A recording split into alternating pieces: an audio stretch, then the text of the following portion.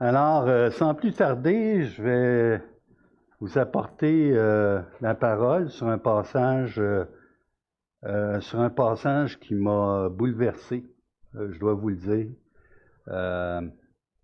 J'aimerais, c'est ça, avant d'entamer ce passage, ce matin, on va prendre le repas du Seigneur aussi. Donc, pensez au message, ce que ça va vous apporter. Et ça va vous disposer aussi, parce que tout ce qu'on fait, que ce soit de la présidence, que ce soit du groupe de louanges, que ce soit des annonces, que ce soit du message, tout ce qu'on fait est fait pour la gloire de Dieu, pour l'adoration. Et c'est ce qu'on appelle le culte. Et on fait toutes choses pour la gloire de Dieu. Donc, Moreau, est-ce que tu voulais prier pour le message ce matin? Merci Seigneur pour l'usage que nous avons fait de prier ensemble en ton nom, Seigneur Jésus, et pour ta gloire. Donc, Seigneur, pour ce message aujourd'hui, Seigneur, nous donner, Seigneur, des paroles exactes, Seigneur, Père, Seigneur, car pour nous prêcher, pour nous parler. C'est toi qui nous parles, Seigneur. C'est toi qui nous y a un message spécifique pour chacun de nous, Seigneur. Nous avons la gloire. C'est toujours avoir une parole pour nous, Seigneur, avoir un message, Seigneur, quelque chose pour nous pour toucher nos cœurs. Ouvre, Seigneur, nos cœurs, Seigneur, en entendement, on puisse comprendre aussi cette parole. En ton nom, au nom de Jésus, nous te demandons. Amen. Alors, sans plus tarder, ça va, Daniel? On va mettre le texte. Et le texte, on va le toucher. Hey, Lucas, c'est en espagnol, ça? Hein? Juan? C'est en espagnol? Olga, OK. Bon. Alors, c'est le texte qu'on va toucher. Mais on va se concentrer ce matin. Vous allez avoir le message dans la première partie. On va toucher 43b jusqu'à 45. Ensuite, 46 à 50 dans la deuxième partie. Alors, sans plus tarder, veux-tu nous mettre le texte, Daniel? OK? Ça commence 43b. Quand vous avez dans des versions, je sais que quand je donne un enseignement, je vous étire beaucoup. Je vous étire pour apprendre un texte. Je suis fondé sur le texte. Je ne donne pas une preach. Et je ne veux pas utiliser ce nouveau terme à la mode que prennent les jeunes. Ça a l'air que je suis trop vieux pour utiliser preach. Non, c'est que je crois que la prédication de la parole de Dieu est au cœur de l'enseignement qui doit être donné dans une église. Et la prédication n'est pas sur l'air du temps ou sur les choses qui se passent, mais sur le texte biblique que nous avons. Et ce matin, on est rendu à la jonction dans Luc, et c'est 24 chapitres. La jonction n'est pas au milieu en 12, mais est à la fin du chapitre 9. Et on va entamer une partie très importante. Et quand on met 43b, c'est que 43a, si vous regardez dans vos Bibles ou dans le texte, 43a appartient à la section qui précédait. Et 43b, c'est souvent divisé. Le verset est séparé en deux. Et 43b fait partie de la section qu'on va entamer. D'accord? Donc, je vous en fais la lecture. Tandis que chacun était dans l'admiration de tout ce que faisait Jésus, il dit à ses disciples, « Pour vous, écoutez bien ceci. Écoutez bien ceci. Écoutez bien ceci, là. Ça va? Vous écoutez? Est-ce que vous écoutez?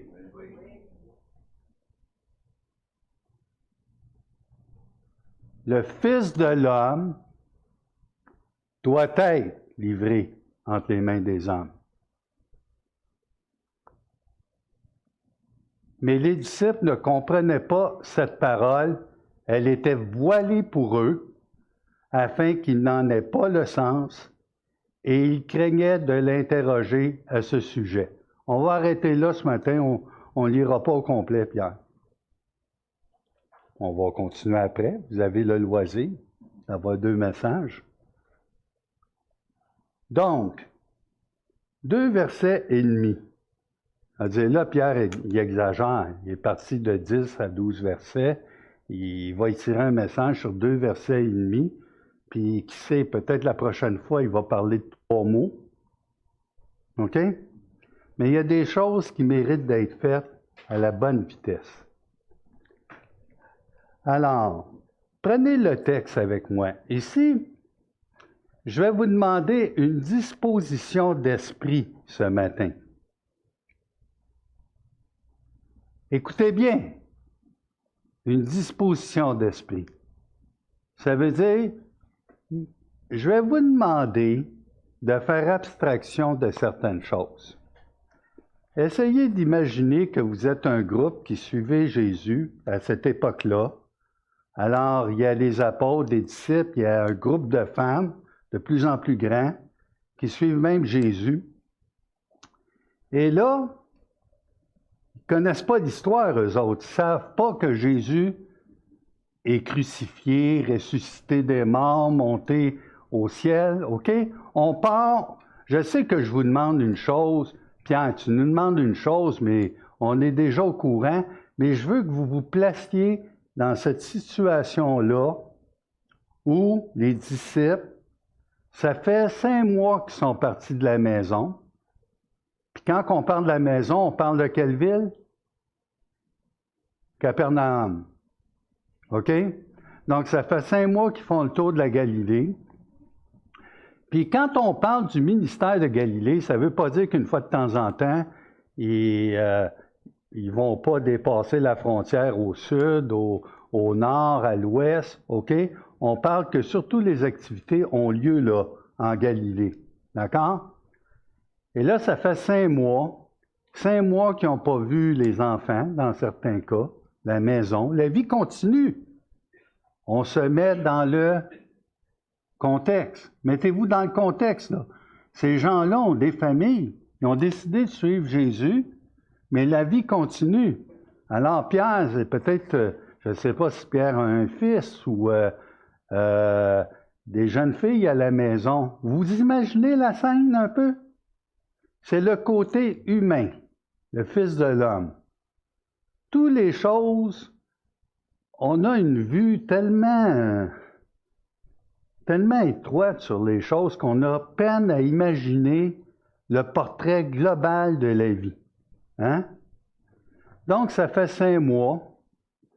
Puis, avant ce passage-là, il s'est passé des choses très importantes. Pouvez-vous m'en dire quelques-unes, là, chapitre 9 comme ça? Qu'est-ce qui s'est passé? Ils ont vu la gloire de Jésus. Il y en a 3 qui étaient sur la montagne, puis qui ont vu la gloire de Jésus. Ils ont vu Moïse, ils ont vu Élie. Alors, Pierre, comme d'habitude, il a fait un autre gaffe. Il voulait monter des tentes. Hein? On se rappelle de ça? En descendant de la montagne, il y a un problème qui se passe. Vous souvenez-vous? Ah, je vous fais travailler, hein? Voyez-vous que les textes prennent leur essence dans un contexte. Et on n'arrive pas un dimanche, puis là, ah ben c'est sûr, c'est la tradition, on prêche, on est rendu là. Je veux vous amener à saisir les Écritures. Je vais vous poser une question ce matin. Quel âge avait Mathusalem quand il est mort?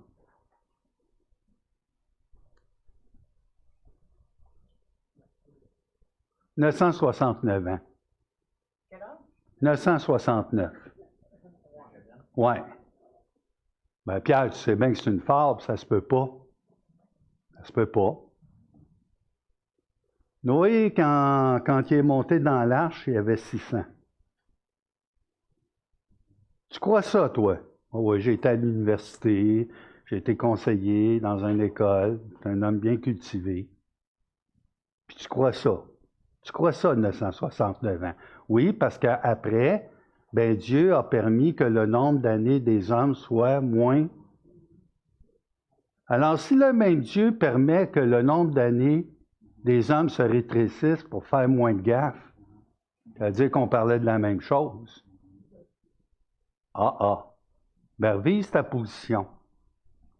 Mais pourquoi je vous dis ça ce matin? C'est que si tu as de la difficulté à croire à ça, comment peux-tu être sûr que le Dieu qui parle du salut des âmes par le sang de la croix, c'est pas une fable aussi ou quelque chose d'inventé? C'est le même Dieu qui parle. Oui, il y a des choses difficiles à comprendre à notre raisonnement, à notre pensée. Est-ce que la Terre s'est vraiment faite en 6 jours littéral? Il y a une chose que je sais. Si Dieu avait voulu, ça aurait été une fraction de seconde. Paf, réglé. Même plus de débat, 1 jour, 2 jours, des périodes de temps ou tout ça. Si on ne peut pas se fier sur la parole de Dieu, ça s'appelle la chute des dominos. La première chose que vous avez à attaquer, c'est l'intégrité de la Bible. Elle n'est pas sans erreur, elle n'est pas infaillible, elle n'est pas... La journée où vous démontrez ça, le premier domino tombe et tous les autres. Pourquoi se fier sur un Dieu qui pourrait mentir ou dire des sottises ou des bêtises, puis qui va me dire que je suis sauvé pour l'éternité? Comment pourrais-je me fier? Quand vous ne comprenez pas quelque chose dans la parole, parce que moi, vous savez, je comprends tout.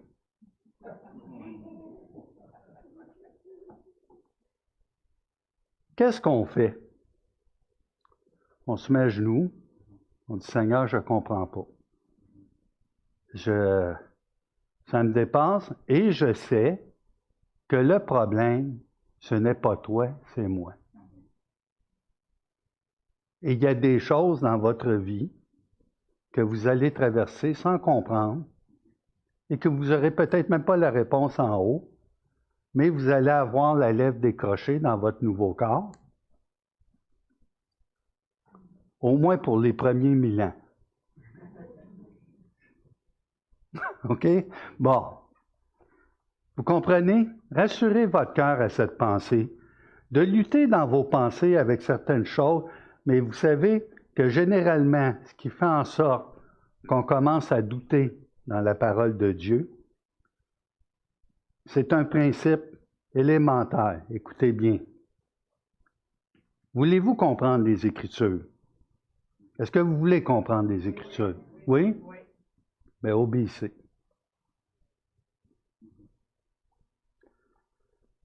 Quand tu lis l'histoire de Pharaon avec les plaies, ça te laisse toujours une impression de... Il a endurci son cœur. Est-ce que tu aurais aimé ça, avoir le cœur endurci comme Pharaon? Oui, non? Luttez-vous pour Pharaon dans le sens, réveille Pharaon, réveille, tu ne sais pas contre qui tu te dresses, hein? Quand Dieu me dit, Pierre, obéis. Daniel, quand il dit, obéis. Bernard, quand il dit, obéis. Suzanne, tous ici. Si vous aviez un conseil à me donner, ça serait quoi, Pierre? Obéis. Ouais, mais t'es bien légaliste, Pierre. Celui qui dit qu'il aime Dieu marche comme lui-même a marché. En gardant quoi? Ses commandements, sa parole. Est-ce qu'il veut qu'on soit légaliste? Non. Dieu veut nous éviter la peine, la misère. Et ça s'appelle la dépravation totale. Alors, on va remettre le texte, puis je vais voir le texte avec vous. OK? On a juste 2 versets et demi à voir Denis, on a jusqu'à quelle heure? Dis-moi ça, là. Hein? Non, mais avec le repas du Seigneur, on veut le faire vers quelle heure? Vas-y. Hein? Bon, OK. Tandis que chacun était dans l'admiration de tout ce que faisait Jésus. Donc, ça va, hein? C'est un segment assez facile. Alors, là, je vais vous perdre, mais c'est pas grave. J'aime ça, vous me connaissez, hein? OK? Tandis que, là, c'est une locution conjonctive. Vous saviez ça, hein? Bon. Ça exprime simultanément un événement, mais qui est en opposition. Là, Pierre, peux-tu nous parler en québécois? OK. Tandis que Ginette se lève chaque matin pour aller faire les ménages, Robert, son mari, boit sa bière dans le sofa. Avez-vous compris? Avez-vous compris simultanément? Alors, je vois mon Michel en arrière, mais ça a un bon impact, hein, Michel? On ne peut pas passer à côté. Je pourrais mettre le tandis dans le milieu ou au début de la phrase. Ce qui est simultané ici, c'est que Ginette va faire les ménages et Robert boit sa bière. Et c'est en même temps, c'est simultané. Pensez-vous que c'est en opposition? Je n'ai pas besoin de vous expliquer, hein? L'un fait une bonne action ou ce qui doit être la vie, puis l'autre dilapide l'argent fait par les ménages en buvant sa bière. J'ai fait par exprès, vous comprenez? Mais une locution conjonctive, c'est ça. C'est de mettre en opposition un événement, mais qui va s'opposer. Qu'est-ce qui peut bien s'opposer ici? Tu peux laisser le texte, Daniel. On va vraiment... Est-ce que ça vous dérange d'avoir le texte en avant? Je veux vraiment savoir, là, OK? OK? Alors, tandis que chacun était dans l'admiration de tout ce que faisait Jésus, ça inclut tout ce qui est à partir du chapitre 4 jusqu'à maintenant. Et qu'est-ce que Jésus a fait, chapitre 4? Il y a eu le baptême, il y a eu la tentation dans le désert. Et là, Jésus, dans un feu roulant, va faire des miracles, des guérisons, chasser des démons. Son autorité est vraiment manifestée. Et le mot « admirer », je pense que c'est tomazo en grec, « admirer » ou « émerveiller », c'est ce que ça veut dire. D'accord? Ça résume toutes les réactions du monde. Il y en a qui ont été même effrayés, dans la terreur. Qui est celui-ci? Ils ont reconnu son autorité, ils parlaient avec puissance, autorité. Tu chasses des démons, tu ressuscites des morts, tu es frappé par son enseignement. Et là, ils sont dans l'admiration. Un mot, mais qui englobe tout ce que les gens ont traversé et ont ressenti. Mais malgré ça, qu'est-ce que Jésus? Alors, tandis que tout le monde était dans l'admiration, vous comprenez? Ça, c'est le premier élément. Tandis que Ginette faisait ses ménages, alors, tandis que la foule était en admiration, vous comprenez? Il dit à ses disciples, « Pour vous, écoutez bien ceci. » Alors, je vais encore sortir un québékis, OK?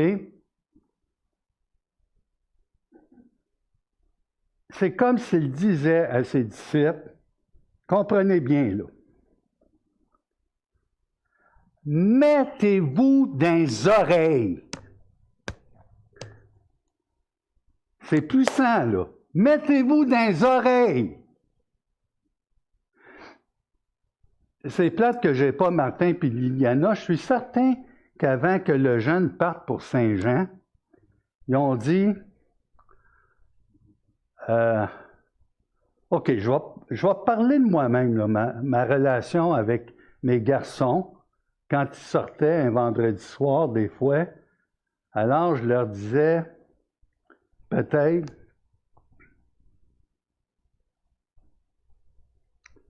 mets-toi ça dans la tête.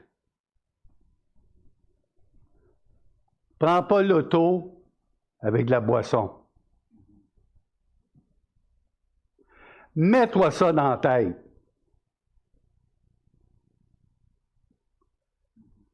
Quand tu es devant une jeune fille, tu la respectes. Mets-toi ça dans la tête. Le ton en moins, Jésus est en train de dire, pour vous, mettez-vous dans la tête. Le Fils de l'homme doit être livré entre les mains des hommes.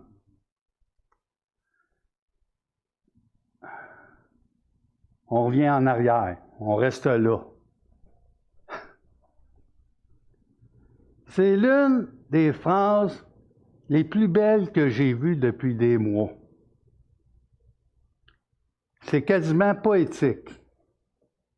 Le Fils de l'homme doit être livré, pas va être livré, peut être livré, sera livré, il doit être livré. Voyez-vous les mots? Pierre, tu ne peux pas t'arrêter à tous les mots. Oui, je vais m'arrêter à tous les mots s'il faut. Un pesant d'or que Dieu nous écrit, c'est une lettre d'amour très significative. Alors ici, il doit être livré entre quoi? Entre les mains des hommes. Vous vous rappelez, il y a environ 3-4 semaines, quand on a eu la projection des anneaux de Saturne avec la planète Terre au loin, tout petit. Vous savez, là, si on prenait au microscope, puis on regarde la partie la plus petite qu'on voit, c'est encore trop gros dans l'espace pour qui on est. On est invisible. Même pas, on parle d'un grain de sable, d'un grain de poussière, mais dans l'univers, on est totalement invisible, une particule. Alors, celui qui a fait tout ça, Fils de l'homme, ben, il doit être livré. Prenez le sens, là. Seigneur, ouvre mon cœur pour que je comprenne ce que Pierre est en train de dire. Ouvre mon cœur. Le Fils de l'homme, il doit être livré entre les mains des hommes. Non, non, fais pas ça, Seigneur.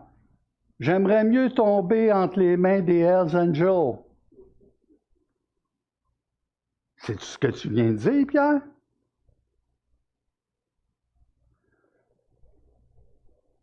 Dieu va être livré entre les mains des hommes. On a des versets, hein, Pierre?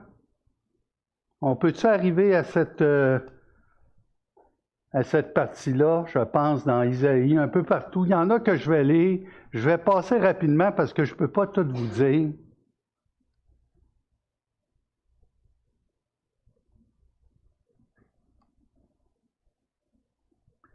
Et vous savez, c'est tout un art hein, de travailler sur les consoles en arrière, surtout avec un Pierre Morin qui arrive comme ça, paf, puis ah ouais, sors-moi tel verset.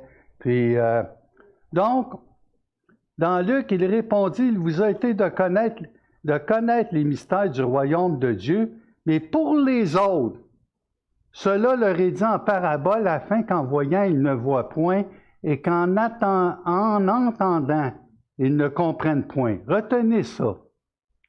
D'autres, on y va. Isaïe, j'ai entendu la voix du Seigneur disant, qui enverrai-je et qui marchera pour nous? J'ai répondu, me voici, envoie-moi. Il dit, alors va et dis à ce peuple. À quel peuple? Là, n'oubliez pas d'essayer de lire dans le contexte. Vous ne savez pas qu'est-ce qui s'en vient. Vous entendrez et vous ne comprendrez point. Vous verrez et vous ne saisirez point. Encore Daniel. Rend insensible. Hey, il n'a pas l'affaire pour les soirées d'évangélisation, hein? Regardez ça. Rends insensible le cœur de ce peuple, endurcis ses oreilles et bouche-lui les yeux pour qu'il ne voie point de ses yeux, n'entende point de ses oreilles, ne comprenne point de son cœur et ne se convertisse point et ne soit point guéri. Quelle question qu'on pourrait poser? Qu'est-ce qui vous vient en tête, là? Laissez-vous aller, là. On ne perdra pas de points. Pourquoi? Hein? Pourquoi? C'est humain. Dieu nous a créés curieux. On veut savoir pourquoi. Un autre, Pierre. Vas-y. C'est-tu Pierre ou Daniel? Hey, Daniel, on t'oublie souvent, hein? OK. C'est mieux de moi? Non, tu vas voir, je vais t'avoir dans le détour. Cependant, écoutez bien, le Fils de l'homme doit être livré aux mains. Pensez-vous que c'est la volonté de Dieu? Oui. Oh!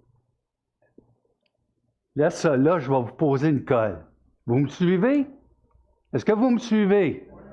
Oui? Qui va livrer Jésus aux autorités? Judas? Judas? Judas, hein? Judas? Ah, prenez position. Ayez pas peur. Judas? Non. Il a plu à l'Éternel de le livrer. Isaïe 53, qu'on lit. C'est Dieu lui-même qui va livrer son Fils, et Judas va le livrer et le trahir, le sens du terme aussi. Là, tu tombes sur le dos. Cependant, ce sont nos souffrances qu'il a portées, c'est de nos douleurs qu'il s'est chargé, et nous l'avons considéré comme puni, frappé de Dieu et humilié. Mais il était blessé pour nos péchés, brisé pour nos iniquités. Le châtiment qui nous donne la paix est tombé sur lui, et c'est par ses meurtrissures que nous sommes guéris. Vas-y, Daniel. Nous étions tous errants comme des brebis, chacun suivait sa propre voie, et l'Éternel a fait retomber sur lui l'iniquité de nous tous. Et là, on a oublié, oups, un petit verset, on a sauté. L'autre après, c'est quoi, Daniel? Il a plu à l'Éternel de le briser par la souffrance. Lisez-le en même temps que moi. Il a plu à l'Éternel de le briser par la souffrance. Pas écrit n'importe quoi, là. Après avoir livré sa vie en sacrifice pour le péché, il verra une postérité, prolongera ses jours, et l'œuvre de l'Éternel prospérera entre ses mains. Écrit de toute éternité, le plan de Dieu se manifeste par la mort de Dieu sur la croix. Dieu parmi nous. Il n'y avait que Dieu lui-même qui pouvait rétablir le pont entre lui-même. Dans notre texte, OK, Daniel, 43b, 44.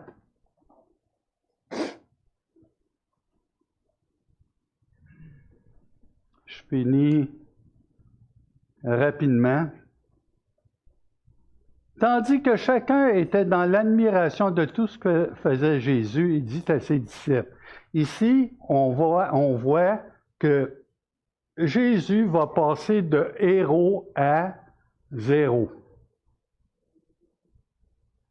C'est ça qu'on voit.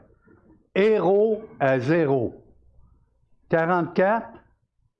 Ah, en passant, est-ce que d'être émerveillé puis d'admirer, c'est mal? Non. Est-ce que d'être émerveillé puis admiré sauve un âme? Quoi? Qu'est-ce qui sauve un âme? L'Esprit Saint? Et qu'est-ce que ça vient faire? Ce que Alexandre avait parlé aussi depuis des semaines, c'est-à-dire la connaissance, d'accord? L'assentiment et la foi. Donc, ces gens-là admiraient, étaient émerveillés, mais ils ont une chose qu'ils n'ont pas faite. Vous savez, Jésus est venu dans un corps humain. En même temps, c'est une force immense parce qu'il a compati à nos faiblesses. On ne peut pas dire, tu ne sais pas ce que c'est. Mais en même temps, moi, j'aurais pensé que Jésus aurait eu 2 pouces de plus, qui serait un peu plus basané. Je l'aurais choisi dans une autre famille, où on peut commencer à... Le Dieu de l'univers s'est incarné, est venu sur la terre. Pendant qu'il marchait, il n'y a personne... Vous savez, les gens glorifiaient Dieu. Mais avez-vous remarqué une chose? Ils ne glorifiaient pas Jésus. Avez-vous remarqué? Moi, ça a été frappant. C'était comme si le peuple était aveuglé, incapable de voir que celui qui était devant eux est Dieu lui-même. C'est sûr que, écoute, on sait d'où ce qui vient, lui. Son père, supposément, c'est Joseph. Supposément. On va vous dire la vérité après. Marie, ensuite, on connaît ses demi-frères. C'est au moins ses 2 sœurs, mais je pense qu'il y en a plus, mais je ne pourrais pas dire exactement. Mais on connaît sa famille, puis le village, là, Nazareth, un drôle d'endroit. OK? Bon, on est capable de faire son pédigré, mais on n'est pas capable de se mettre...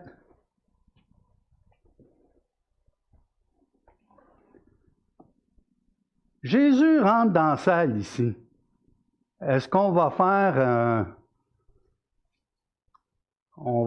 un consortium pendant des mois pour établir si vous allez tomber à genoux, puis si Dieu révèle sa personne devant nous, on fait quoi? Hey, arrête-moi ça. Non. Il y a quelques-uns. Vous rappelez-vous la pécheresse? Elle était où? À ses genoux. Oui, j'en conviens, ça devait être vraiment difficile, mais il y a une raison à tout ça. Tandis que, écoutez bien, le Fils de l'homme, il doit être livré entre les mains des hommes. Verset 45, je termine avec ça pour cette partie ce matin. Rappelle-moi ton prénom. Oui? Laurent. Laurent. Là aussi, on dit, mais pourquoi? Hein? Mais les disciples ne comprenaient pas cette parole. Elle était voilée pour eux afin qu'ils n'en aient pas le sens. Mais pourquoi? Et ils craignaient de l'interroger à ce sujet. Ben ouais, on va se faire ramasser parce qu'on n'a pas été capable de guérir l'enfant démoniaque. Moi, je ne veux pas être traité de race incrédule, puis il avait été sévère, là, Jésus, hein, juste avant. OK? Puis, il y avait... c'est pas une religion à mystère, hein, le christianisme, mais il y a des mystères. Puis là, il y en a un qui plane sur eux, et c'est justement... C'est comme s'il y avait un voile qui était jeté sur Israël. Et tout ce qu'on a lu en Isaïe, c'est pour vous montrer que le peuple subissait le jugement de Dieu. Dieu n'a pas rejeté son peuple, mais mercredi, je prendrai le temps de vous expliquer le parallèle avec Romains 9, 10, 11, qui explique cette attitude, comment ça se fait que le peuple ne voyait pas? Puis ce qui est intéressant, c'est que les disciples ne comprenaient pas. Imaginez, il prend ses disciples à part. Ça fait 2 ans là, qu'il est avec ses disciples. Puis vous allez voir que ça ne s'améliore pas. Pour bien comprendre ici, Dans 7 mois, l'Église primitive va être créée. On peut toujours dire, ouais, mais ils n'ont pas reçu le Saint-Esprit. Nous, enfants de Dieu, est-ce qu'on a reçu le Saint-Esprit? Est-ce que c'est un gage que tout ce que nous faisons est exact et parfait? Le Saint-Esprit était à l'œuvre, il y avait Jésus parmi eux. D'accord? Puis le Saint-Esprit n'était pas sur pause, même s'il n'était pas en demeure dans les croyants. Vous comprenez? Ça va arriver plus tard. Mais ici, elle était voilée parce que c'était pas le temps. Parce qu'on sait très bien, nous, on lit en rétrospect qu'il doit se passer des choses. Le Fils de l'homme doit être livré. Vous comprenez? Donc, dans ce passage ici, on va entamer, dans les prochains chapitres de Luc, la montée vers Jérusalem. Et il va y avoir encore des gens qui vont admirer, qui vont être étonnés, qui vont... Oh! Mais ça ne portera pas ce qu'on voudrait que ça porte dans le cœur des gens. J'espère qu'il a compris qu'il va mettre sa foi, qu'il va... OK?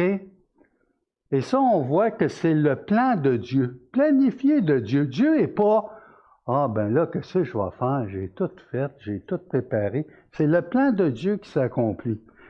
Puis là, à 7 mois, et je termine avec ça, quand vous lisez ceci-là, quand nous lisons cela, imaginez-vous que c'est nous.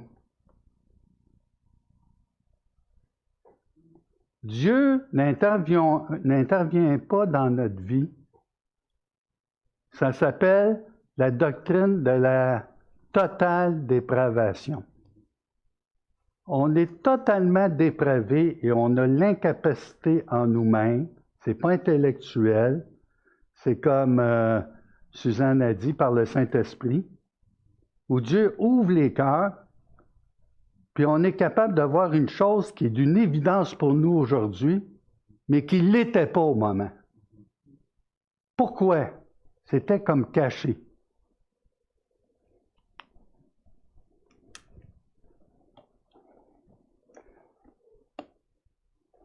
Tu veux comprendre les Écritures? Obéis. Alors, je prie, puis Denis. Alors, merci notre Dieu de ce que tu as permis. Combien ton amour est grand. Tu es parti des confins de l'univers pour te livrer dans les mains des hommes. Le potier à la poterie. Et la poterie va briser son maître. Seigneur, nous allons prendre le repas, la Sainte, en mémoire de ce sacrifice d'amour et d'humilité parfait que nous voyons. Alors nous voulons te louer. Merci pour ce temps que tu nous as donné et donne-nous de fructifier en fruits dans cette révélation.